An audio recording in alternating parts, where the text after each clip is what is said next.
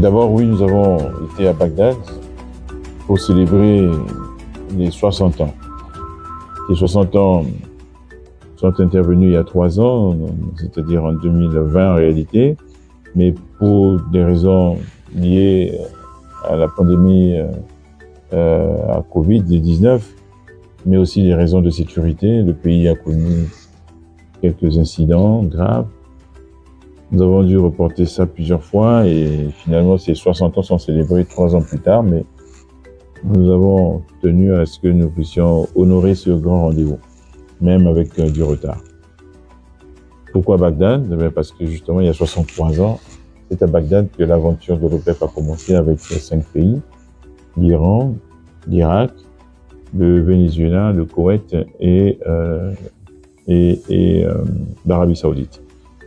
Ce sont ces 5 pays donc, qui ont créé l'OPEP et qui, 63 ans après, aujourd'hui, continuent à marquer par le rôle important qu'ils jouent le marché pétrolier international.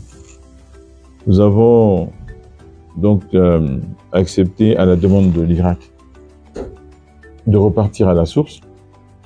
Et le bouchon a été poussé très loin, puisque c'est même dans la salle où la signature avait eu lieu que s'est tenue la journée qui a été consacrée à cet anniversaire et qui était marquée, ponctuée par un certain nombre d'activités, les discours bien sûr, mais aussi beaucoup d'histoires, beaucoup de films qui ont retracé toute la vie de l'OPEP pendant ces 63 ans. Cette vie a été, vous l'imaginez, assez tumultueuse. C'est pas une décision qui avait été acceptée de bon cœur par tout le monde, notamment par les compagnies pétrolières, mais aussi par les pays d'où venaient ces compagnies pétrolières. Beaucoup d'éclats dans certains événements, puisque ces années ont connu ce qu'on appelle le choc pétrolier. À d'autres moments, ça a été le contre-choc pétrolier, selon que le prix baissait ou augmentait. Bref, cette organisation, elle est debout. C'est ce que nous avons voulu montrer. Elle est unie, elle est solidaire. Nous sommes aujourd'hui 13 pays, dont 7 pays africains, membres de l'OPEP. Et le siège est à Vienne, en Autriche. Après avoir été à un moment donné dans un autre pays. Désormais, c'est là-bas que nous siégeons régulièrement, maintenant qu'il n'y a plus les barrières et les contraintes liées au Covid. Je voudrais terminer ce chapitre en disant qu'en tant que Congo, nous sommes très fiers d'appartenir à cette organisation qui est une des plus importantes au monde sur le plan économique. Nous sommes très fiers de participer ainsi à la décision qui conduit à fixer les prix de notre première ressource naturelle. Nous aurions été heureux, je pense, d'avoir la même chose pour d'autres matières premières. Nous sommes heureux d'y jouer un rôle important. L'année dernière, le Congo a assuré la présidence du conseil du comité, de la conférence ministérielle. Et même après notre présidence, nous continuons à jouer un rôle très très important. Le Congo est un pays qui pèse. Nous sommes le 3e pays producteur de pétrole en Afrique subsaharienne, et donc ce n'est pas rien. Il y a aussi l'aura diplomatique du Congo grâce au chef de l'État, qui nous permet là-bas d'être très très respectés, et aussi bien par nos pays frères africains que par les autres membres. Nous y bénéficions de tout ce que l'OPEP peut apporter en termes de compétences, d'expertise, d'accès aux données, d'accès aux analyses, de compréhension, non seulement du marché pétrolier, mais de l'ensemble de l'économie mondiale, internationale. Et nous avons bon espoir que nous pourrons trouver des opportunités pour que quelques Congolais aillent travailler là-bas dans les structures de l'OPEP et ainsi apprendre davantage. Voilà donc pour l'OPEP. Nous avons voulu à Bagdad montrer la solidité, l'unité, la solidarité de tous les membres de l'OPEP autour d'objectifs communs et que nous continuons à partager aujourd'hui, surtout à un moment où des voix s'élèvent pour s'attaquer à la production d'énergie fossile. C'est important que l'OPEP montre le visage, qui est aujourd'hui renforcé par ce qu'on appelle l'OPEP+. Il y a 11 autres pays qui ne sont pas membres de l'OPEP, avec lesquels nous avons signé ce qu'on appelle une déclaration de coopération en 2016. Et nous nous réunissons régulièrement avec ces pays-là dans le cadre de cet OPEP+, qui est co-dirigé par l'Arabie Saoudite, par le biais de son ministre de l'énergie, le prince Abdulaziz, et par la Russie, par le biais du vice-premier ministre de la Russie, ministre de l'énergie. Voilà donc pour les PEP. Ensuite, nous avons été invités par un opérateur pétrolier qui monte en puissance dans ce pays, la société Perenco. On n'est pas là pour faire la publicité, on est là pour dire la vérité. Qui monte en puissance, qui montre son engagement de plus en plus dans ce pays, dans le pétrole congolais, sa foi, sa croyance dans l'avenir de ce pays, malgré tout ce que je vous ai dit qui se dit, et qui continue à travailler, qui a pour cœur de métier la reprise des champs en fin de vie, et qui arrive à prolonger leur vie, y compris de 20 ans supplémentaires, à augmenter la production, à réduire les coûts, et ainsi à maximiser les revenus tirés de ces champs pétroliers. Ces revenus-là, évidemment, profitent à la fois aux compagnies pétrolières et à l'État congolais. Donc, c'est un opérateur que nous encourageons beaucoup dans son activité ici. Actuellement, en termes de production de pétrole, cet opérateur est le deuxième producteur de pétrole après Total Energy. Probablement, avec le lancement prochain du projet de gaz liquéfié, Eni reprendra un niveau de production plus élevé. Mais on est très heureux que cette compétition cède entre les opérateurs congolais, les opérateurs installés au Congo, qui aujourd'hui sont mus par cette volonté prônée par le président de la République, prônée par le gouvernement, d'arrêter le déclin que nous avions connu entre-temps, de stabiliser la production, mais surtout très rapidement de l'augmenter.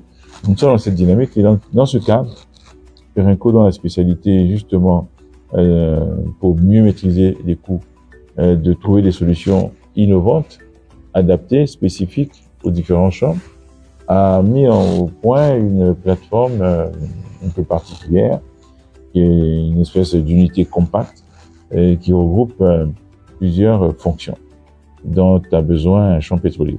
Dans le cas d'espèce, cette plateforme qu'on appelle une MOPU, c'est un acronyme anglais, c'est une unité de production compacte, si on peut appeler ça ainsi, et mobile, sera implantée sur le champ de Tiendo, qui est un champ ancien qu'ils ont repris, qui est sur le permis Penzo, et dont ils vont relancer la production avec des puits supplémentaires, mais qui va servir aussi, entre guillemets, de plateforme de support à plusieurs autres champs pétroliers, grâce notamment à la production d'électricité à partir du gaz. Pour nous, c'est une chose très importante. Vous savez que nous considérons que le gaz est le nouveau challenge congolais.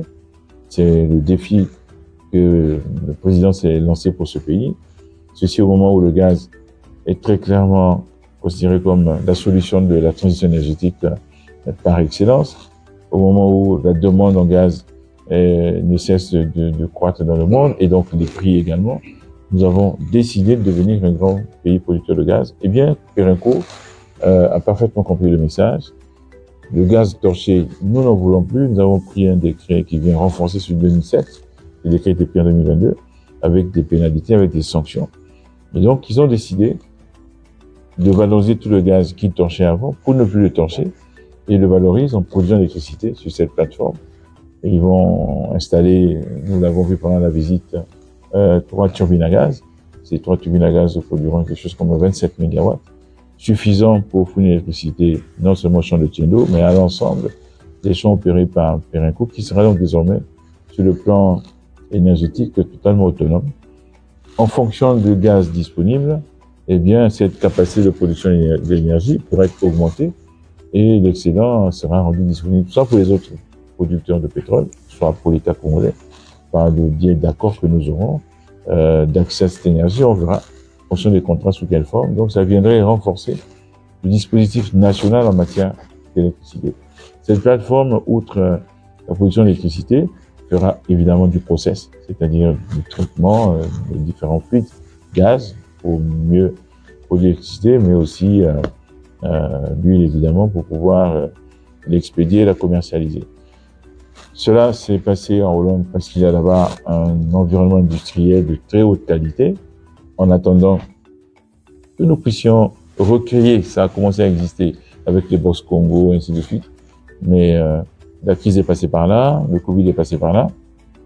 Il faut recréer ce tissu local, industriel, pétrolier, parapétrolier, et qui devrait donc permettre de ramener ces activités qui sont faites pour l'instant à l'extérieur, au Congo, comme c'était le cas dans le passé pour certaines d'entre elles.